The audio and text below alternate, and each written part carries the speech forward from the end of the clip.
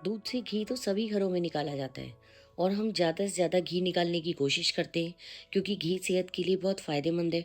और मलाई अक्सर दूध की तो घर में कोई खाता नहीं है। बच्चे भी मलाई को अवॉइड करने की कोशिश करते हैं। घी के ज़रिए आप बच्चों को बहुत सेहत दे सकते हैं, बच्चे क्या बड़े भी। तो आज मैं आप सबके लिए बताऊंगी कि हम अपने घर में घी कैसे निकालते हैं। बहुत आसान है, ना तो कोई झंझट करना पड़ेगा। सिर्फ एक ही बर्तन आपके सामने होगा, यानी एक बर्तन, एक बाउल और एक प्लेट। तीन चीज़ों में बहुत ज़्यादा घी और थोड़े दिन की मलाई है। ये देखिए कितना सारा मक्खन बन के तैयार हुआ है। जब मक्खन इतना बना है तो घी भी 1 से 1.25 किलो के आसपास बना है और बहुत अच्छा मक्खन है। आप चाहें तो इसी तरह इसको रखकर रोटी, पराठा किसी भी चीज़ के साथ इस्तेमाल कर सकते हैं। खास तौर पे भरवा पराठे पर ये मक्खन बहुत ज़्यादा अच्छा लगता है। स्वागत है आप सबका मेरे चैनल बिंदास कुकिंग विद रीतू में। तो हमारे घर में 3 किलो दूध आता है और सिर्फ दूध को हम एक उबाल लगाते हैं। उसके बाद कई लोग दूध को ज़्यादा पकाते हैं, लेकिन हमारे यहाँ सिर्फ दूध को जैसे बॉयल आया और उसको ऊपर छन्नी ढक दी। उसके बाद जब वो बिल्कुल ठंडा हो जाता है तो हम उसे फ्रिज में रख देते हैं। रात भर फ्रिज में रखा रहने के बाद ये देखिए कितनी मोटी मलाई आती है। ये अमूल का फुल क्रीम मिल्क है और मलाई वाकई बहुत लाजवाब आती है। मतलब रोटी क्या, पराठे से भी ज़्यादा मोटी मलाई हमारे दूध पे आती है। और ज़्यादा गैस भी हम वेस्ट नहीं करते, ना ही दूध को बहुत पकाते हैं। आपके सामने ही है। ये देखिए हर दूसरे दिन जो है वो 3 किलो दूध आता है। तो जिसका मैं 10 या 11 दिन जाए या जब मतलब 2 हफ्ते का मलाई इकट्ठी कर लेती हूँ और उसके बाद उसका मक्खन निकालती हूँ। सबसे पहले दूध को इस तरह से आप बॉईल कर लीजिए। कोई पकाइए नहीं, कुछ नहीं, बिल्कुल बिना झंझट की रेसिपी है। इस तरह से मलाई को हम अलग निकाल लेते हैं एक बाउल के अंदर और दूध को इस्तेमाल कर लेते हैं, क्योंकि उससे दूध थोड़ा सा हल्का भी हो जाता है। वो टोन मिल्क कहलाता है, जिसे चाय वगैरह में इस्तेमाल कर सकते हैं, पी भी सकते हैं, क्योंकि लोग कैलोरी कॉन्शियस होते हैं। ये देखिए कितनी सारी मलाई निकली हुई है और आपको देखने से ही पता चल रहा होगा कि ये पराठे से भी ज़्यादा मोटी है। कम से कम 300 या 400 ग्राम के आसपास मलाई है। अब मैं इसमें 1 चम्मच दही डाल दूंगी। उसके बाद इसे ढककर फ्रिज में रख देंगे। उसके बाद ऊपर से फिर दोबारा जो है दूसरे दिन की मलाई डाल देंगे। इस तरह से हम लगभग 2 हफ्ते तक मलाई इकट्ठी कर लेते हैं। सर्दियों में तो आराम से 2 हफ्ते की मलाई इकट्ठी करके जो है मक्खन निकाला जा सकता है और वेस्टेज आपके सामने बिल्कुल ज़ीरो होगी। फिर से मैंने इसके ऊपर 1 चम्मच दही डाल दिया है। बस इस तरह से इसको ढककर फ्रिज में रखते रहिए और दही थोड़ा डालते रहिए। हाँ, लेकिन गर्मियों में आप क्या कीजिए कि इसे फ्रीज़र के अंदर रखने की कोशिश कीजिए। ये कम से कम 12-13 दिन है और इतनी सारी मलाई हमारी इकट्ठी हो गई है। सबसे पहले हम इसे किसी बड़े और खुले बर्तन के अंदर ट्रांसफ़र कर लेंगे। आमतौर पर मैं तो दूध के पतीले में ही कर लेती हूँ, लेकिन आज मुझे वीडियो बनानी थी ना, तो इस वजह से मैंने इसे बड़ी खुली कढ़ाई में पलटा है। वरना मैं जो दूध का पतीला जिसमें हम दूध उबालते हैं ना, तो जिस दिन लास्ट वो दूध बचता है उसी में सारी मलाई डाल देते हैं। आराम से उसमें सारा काम हो जाता है, बर्तन भी ज़्यादा नहीं होते। अब इसको हम ढककर रख देंगे क्योंकि सर्दियाँ हैं, और ढककर इसे 7-8 घंटे तक रखा रहने दीजिए। फ्रिज में रखा हुआ था ना मलाई, तो बहुत ज़्यादा ठंडी थी। 7-8 घंटे बाद अपने आप ही ये थोड़ी सी ऐसी हो जाएगी कि इसमें से अपने आप मक्खन निकलना शुरू हो जाएगा। ये देखिए अभी मुझे चलाते हुए 20 सेकंड भी नहीं हुए, अपने आप ही आपको लग रहा होगा कि मक्खन निकलने वाला है। अब इसे 2 से 3 मिनट तक इसी तरह विस्कर से, या अगर आपके पास जो ब्लेंडर होता है उससे, ब्लेंडर से थोड़ा काम आसान हो जाता है, पर मैं विस्कर से इसलिए दिखा रही हूँ क्योंकि आमतौर पर ये मदानी जो है वो सभी के घर में होती है। अभी मुझे 2 से 3 मिनट हुए और अच्छा सा मक्खन निकल के तैयार हो गया। मैक्स टू मैक्स आपको 5 मिनट लगेंगे। मक्खन निकलने की पहचान कि मक्खन जो है वो थोड़ा हार्ड होता जाएगा और बीच में आपको दूध नज़र आने लगेगा। बस मक्खन हमारा अच्छे से निकल चुका है। ये देखिए कितना सारा दूध नज़र आ रहा है और मक्खन कितना टाइट है, ये आपको पता ही चल रहा होगा। अब हम क्या करेंगे, इसे 2 से 3 बार अच्छे से धो लेंगे। जो सबसे पहली बार धोएंगे ना, अच्छा ठंडा पानी लीजिए। गर्मियाँ हैं तो उस पानी में बर्फ़ भी डाल दीजिए, और अगर सर्दियाँ हैं तो अपन नॉर्मली जो नल में पानी आता है ना उसका इस्तेमाल कर सकते हैं, काफ़ी ठंडा होता है। या फ्रिज में 2-3 बोतल रख दीजिए और उसका पानी इस्तेमाल कर लीजिए। अब ये देखिए मक्खन आराम से अपने आप ही पानी ठंडा डालते ही जो है वो जम जाएगा और इकट्ठा होना शुरू हो जाएगा। और जो बचेगा वो भी काफ़ी गाढ़ा दूध है, क्योंकि दूध बहुत बढ़िया क्वालिटी का है। मुझे तो अमूल का दूध अच्छा लगता है, या जो भैंस वगैरह से मिल जाता है ना, वो दूध भी बहुत अच्छा होता है। वो तो बिल्कुल ही ताज़ा होता है। पर शहरों में वो दूध मिलना काफ़ी मुश्किल है। क्योंकि एक तो लेने जाना पड़ता है और दूसरा तबेले हर जगह हैं भी नहीं, बहुत कम। दिल्ली में तो बहुत ही कम है। वो हमारे आसपास तो कोई तबेला नहीं है, तो मुझे कोई जानकारी भी नहीं है। तो इसलिए हमारे यहाँ जो दूध आता है वो अमूल का ही आता है। ये देखिए, बस इस तरह से मक्खन को निचोड़ते जाइए और हाथ से गोले बनाते जाइए और सारे गोले जितने आपका हाथ में आए, बहुत सारा मक्खन निकल के तैयार हो गया और बिल्कुल ज़ीरो वेस्टेज होगी।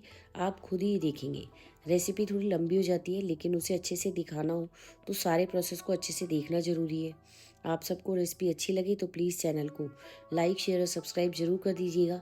और जब भी आप घी निकालें, इन जो है ना बातों को ध्यान में रखिए। उसके बाद आप खुद आपको लगेगा कि बहुत बढ़िया जो घी निकला था और वेस्टेज बिल्कुल ज़ीरो। ये देखिए, अब जो ये बचा है ना, पहले मैं इसे छान लूँगी, क्योंकि इसके अंदर अभी भी काफ़ी मक्खन है जो हाथ से इकट्ठा नहीं हो रहा था, लेकिन छन्नी में आराम से इकट्ठा हो जाएगा। और इसमें कोई मलाई वगैरह कुछ नहीं है। अब ये मक्खन अच्छे से धुल चुका है और नीचे काफ़ी गाढ़ा बचा है। जो ये नीचे गाढ़ा बचा हुआ है ना, दूध है बिल्कुल, लेकिन इसमें हमने तो दही मिलाया था, तो दूध की तरह तो इस्तेमाल किया नहीं जा सकता। मैं इसका इस्तेमाल आपको बाद में बताऊंगी, बहुत अच्छा इस्तेमाल है। एक बार आप पूरी रेसिपी को ध्यान से देखिए। अब ये देखिए, सारा का सारा मक्खन मैंने वापस से बर्तन के अंदर कढ़ाई में ही पलट दिया है। अब हम उसके अंदर फिर से ठंडा अच्छा पानी ठंडा डालेंगे, एक बार इसे फिर से धो लेंगे। बस इसे इसी तरह से 2 से 3 बार आराम आराम से धो लीजिए। लेकिन अब जो हम पानी से धोएंगे ना, उसका कोई काम नहीं है, क्योंकि उसके अंदर बिल्कुल भी ना तो मक्खन होगा, ना दूध, ना मलाई, मतलब कुछ भी नहीं होगा। तो वो पूरी तरह से वेस्ट है। उस पानी को आप डिस्कार्ड कर सकते हैं। ये पौधों में डालने के भी काम का नहीं है। क्यों? क्योंकि इसके अंदर काफ़ी चिकनाई है, जिससे पौधों के खराब होने का डर है। ये देखिए, अब इसको हम दूध को फिर से मक्खन को अपने निचोड़ निचोड़ के साइड में कर लेंगे। इस तरह से मैंने टोटल 3 बार अच्छे से जो है पानी को धो लिया है मक्खन को। और बहुत बढ़िया मक्खन, कितना सारा मक्खन है, कम से कम ये 1.5 किलो से ज़्यादा ही मक्खन है और ये लगभग पूरा का पूरा घी है। अब इसमें वेस्टेज बिल्कुल ना के बराबर है। ये देखिए, 3 बार मैंने आराम से इस मक्खन को अच्छे से धो लिया है। बस अब हमारा मक्खन बिल्कुल तैयार है। आप चाहें तो इस मक्खन को कैसे भी इस्तेमाल कर सकते हैं। कई लोग ख़ास तौर पे पंजाबी घरों में तो इस सफ़ेद मक्खन को पराठे के ऊपर, दाल के ऊपर, साग के ऊपर बड़े शौक से खाया जाता है। गाँव में भी यही किया जाता है। और शहरों में तो मक्खन कोई खाता नहीं है आजकल, तो उसका घी निकाल लिया जाता है। तो इस तरह मैं तो सबसे पहले मक्खन के गोले बना बना के रख लेती हूँ, और उसमें से 1 या 2 गोले पराठे या दाल सब्जी के लिए रख लेते हैं, और बाकी का हम घी निकाल लेते हैं। लेकिन आज मैं आपको सारा ही दिखाऊंगी कि कितने सारा मक्खन बन के तैयार हुआ और उससे कितना सारा घी हमारा निकलेगा। ये देखिए, कम से कम ये एक जो बॉल है ना, वो 250 से 300 ग्राम की है और बहुत बढ़िया मक्खन है, एकदम ताज़ा और फ्रेश। आप इसे आराम से हफ्ता 10 दिन तक इसी तरह रख सकते हैं। आप ऐसा भी कर सकते हैं कि अगर मलाई से घी निकालने का टाइम नहीं है, तो इस तरह मक्खन बना बना के रख लीजिए और 1 महीने का इकट्ठा निकालिए। ये मक्खन ख़राब नहीं होता और ना ही इसमें स्मेल आती है, क्योंकि इसे हमने दही के साथ जमाया था। तो बहुत बढ़िया और ताज़ा मक्खन है। अब मैंने उसी कढ़ाई को वापस से गैस पे रख दिया और सारे मक्खन के गोले इसके अंदर डाल दिए। अब हम इसे हाई फ्लेम के ऊपर मेल्ट होने देंगे। जब गैस का फ्लेम हाई मेल्ट हो जाएगा, तब तक तो हमें इसे हाई रखना है गैस के फ्लेम को, और उसके बाद हम इसे मीडियम हाई कर देंगे, ताकि ये निकले ना बाहर कढ़ाई से। और ज़्यादा ही ज़्यादा 5 या 6 मिनट ही लगेंगे और आपका बहुत बढ़िया घी बन के तैयार हो जाएगा। और उस घी की खास बात क्या होगी कि मैं आपको वेस्टेज दिखाऊंगी, बिल्कुल जीरो वेस्टेज है। और अगर आप उसका ध्यान रखेंगे ना, थोड़ा सा पास में ही खड़ा रह के, तो घी बिल्कुल भी जलेगा भी नहीं। और इसके अंदर हम 2 चीज़ें ऐसी डालेंगे जिससे घी की खुशबू और स्वाद तो बढ़ेगा ही, साथ ही सर्दियों के लिए बहुत ज़्यादा सेहतमंद भी हो जाएगा। ये देखिए, मलाई सारी मेल्ट हो गई है और अब घी अभी तो सिर्फ मेल्ट हुई है, उतनी देर में घी बनना भी स्टार्ट हो गया, क्योंकि ये प्योर मक्खन था। अब इसके अंदर मैंने डाल दिए हैं 2 इलायची, छोटी वाली हरी इलायची, और 1 इंच दालचीनी का टुकड़ा। इससे घी जो है ना, बहुत अच्छा बन के तैयार होता है, एकदम दानेदार, साथ में बहुत ज़्यादा अच्छा बनता है और खुशबूदार घी बनेगा, सेहतमंद भी काफ़ी होगा।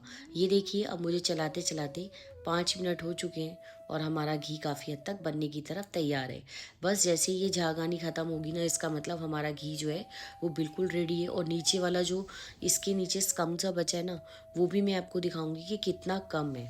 मतलब टोटल वेस्टेज 0 के बराबर है, और आप बिल्कुल वेस्ट भी नहीं होने देंगे और टेस्ट भी वही रहेगा, साथ में सेहतमंद भी। ये देखिए, अब मैंने गैस का फ्लेम बंद कर दिया है और टोटल 7 मिनट मुझको लगे हैं, और इसके नीचे जो है ना, वो काफ़ी ब्राउन ब्राउन लग रहा है। गैस बंद करने के बाद बाद भी आप इसको चलाते रहें, क्योंकि कभी-कभी क्या होता है जब हम गैस बंद कर देते हैं ना, तो घी काफ़ी तेज़ गर्म होता है और उसमें उबाल आता है और वो एकदम से बाहर की तरफ निकल जाता है, जिससे घी वेस्ट हो जाता है। अब हल्का सा जब ठंडा हो जाएगा तो हम इसे छन्नी से उस बाउल को ही मैंने साफ़ कर लिया और छान देंगे। अब ये देखिए कितनी आपके सामने वेस्टेज है, कितनी कम। ये देखिए मुश्किल से 100 ग्राम, और ये भी वेस्टेज नहीं है। अगर आपका ये मलाई ताज़ा है ना, तो आप इसके अंदर थोड़ा सा आटा डालिए भुना हुआ और चीनी, और बहुत बढ़िया आपकी बर्फ़ी मावे वाली बन के तैयार होगी। कई लोग तो इसमें ऐसी चीनी डाल के खाते हैं और मैं भी खा लेती हूँ, बहुत अच्छा लगता है ये। बिल्कुल भुना हुआ खोया है ये, और मैंने इसको बिल्कुल भी काला नहीं होने दिया, आपके सामने बिल्कुल लाइट ब्राउन। अगर आप इसके अंदर थोड़ा सा भुना हुआ आटा या बेसन डाल देंगे और चीनी, तो ये बहुत बढ़िया बर्फ़ी या चूरमे के लड्डू बन के तैयार होंगे। अब जो हमारा वो था बचा हुआ बाउल के अंदर, वो भी मैं आपको दिखाती हूँ। ये देखिए कितना गाढ़ा है ना ये, आपको देखने से लग ही नहीं रहा होगा कि ये बचा हुआ हमारा बटर मिल्क है, पर ये बटर मिल्क ही है। अब इसमें हम 1 चम्मच के लगभग दही मिला देंगे। तो अगर आपको दही नहीं मिलाना, क्योंकि मुझे इसकी कढ़ी बनानी है, अब हम इसे सुबह से शाम तक पड़ा रहने देंगे और कढ़ी बना लेंगे। वरना आप इसे बॉईल कीजिए और छान लीजिए, बहुत बढ़िया पनीर तैयार है, जिसे आप पराठे या पनीर भुर्जी में डाल सकते हैं। अब दही को अब घी को मैं आपको बर्तन में भर के दिखाती हूँ। पूरा ये 1.5 किलो की जो है ना हमारी बरनी है, उसके अंदर मैं घी भरूंगी, लेकिन 4-5 धागे मैंने पहले केसर के डाल दिए हैं। इससे घी का कलर बहुत सुंदर होगा, और सर्दियों में इस केसर सेहत के लिए बहुत फ़ायदेमंद है। तो पूरे सबको जो है केसर का पूरा फ़ायदा मिलेगा। एक बार घी को और छान लेंगे तो ये ज़रा सा जो रह गया ना, बिल्कुल आधा चम्मच से भी कम, ये जो है ये भी छना हुआ निकल जाएगा, और नीचे एकदम शुद्ध ताज़ा घी। रेसिपी पसंद आई हो तो प्लीज़ चैनल को लाइक, शेयर और सब्सक्राइब कीजिए, और बेल आइकन ज़रूर प्रेस कीजिए। इतना सारा घी जो है वो भी बिल्कुल ज़ीरो वेस्टेज के साथ, आपने ये कभी ट्राई नहीं किया होगा।